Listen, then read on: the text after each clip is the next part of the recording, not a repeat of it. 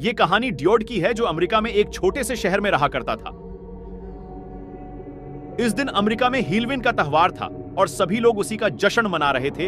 Halloween की रात इन लोगों को याद किया जाता है जो अब इस दुनिया में नहीं है, जैसे उनके परिवार वाले जंग में शहीद हुए या जिन्होंने सोसाइटी के लिए काफी योगदान दिया।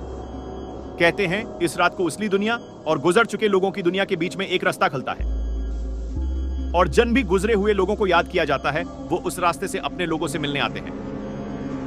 ड्यूड भी हेलोवीन की तैयारियों में लगा था। उस रात उसके अंकल एंडरसन ने उसे डिनर पर बुलाया था। मिस्टर एंडरसन की वाइफ पिछले 4 सालों से लापता थी और तब से वो थोड़े अजीब से हो गए थे।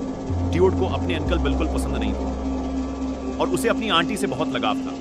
इसीलिए वो उस दिन 4 सालों के बाद अपने अंकल का हाल चाल जानने के लिए वहां गया। जब वो वहां पहुंचा तो मिस्टर एंडरसन की हालत देख वो थोड़ा सहम गया। लग रहा था कि जैसे वो सालों से नहीं सोए। पूरे घर में अंधेरा था और बस एक ही बल्ब जल रहा था।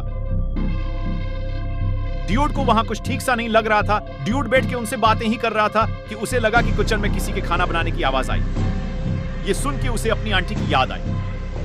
वो ऐसे ही उसके लिए खाना बनाया करती थी। उसने अपने अंकल से पूछा, क्या यहाँ कोई और भी है क्या?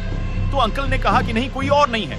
कुछ देर बाद जो एक बल्ब जल रहा था वो भी बंद हो गया। अंकल अंडरस्टैंड जैसे ही ये करने के लिए अंदर गए, वैसे ही किसी ने दीवार का नाम पुकारा।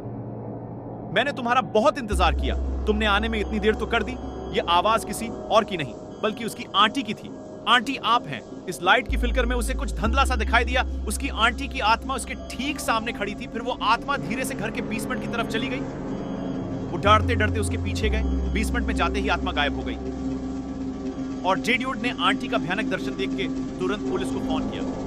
इसने देखा कि वहां आंटी की मूर्ति है और उसके आगे 4 लोगों की सड़ी हुई लाश पड़ी है। कुछ ही देर में उसे चिक्कर आने लगे और वो बेहोश होकर नीचे गिर पड़ा। जब उसकी आंख खुली तो उसने देखा कि अंकल एंडरसन ने उसे बांध रखा है और वो सैटर्न की पूजा कर रहे हैं। ड्यूड को ऐसा लगने लगा कि शायद ये उसकी जिंदगी का आखिरी दिन होगा, पर तभी वहां पुलिस ने आके उसे बचा लिया और अंकल एंडरसन को गिरफ्तार कर लिया। इंटरोगेशन के बाद मालूम हुआ कि उन 4 बॉडीज में से एक बॉडी उनकी वाइफ की थी और बाकी 3 इस शहर से गायब हुए लोगों की। एडिसन हर हेलोवीन को इन लोगों की बाली चढ़ा के अपनी बीवी को खुश करके अमर बनना चाहता था और इसीलिए उसने उन सब लोगों का मर्डर किया। ड्यूड भी शायद आज जिंदा नहीं होता अगर वहां उसकी आंटी की आत्मा नहीं आती। ड्यूड ने उन 4 बॉडीज का सही तरीके से बुरियल किया। तब से वो बिहार का दिन पब्लिक सरूस करके बताता है। सब्सक्राइब करें और देखें हर रोज हिला देने वाली हॉरर स्टोरी, क्योंकि हर कहानी है खूनी।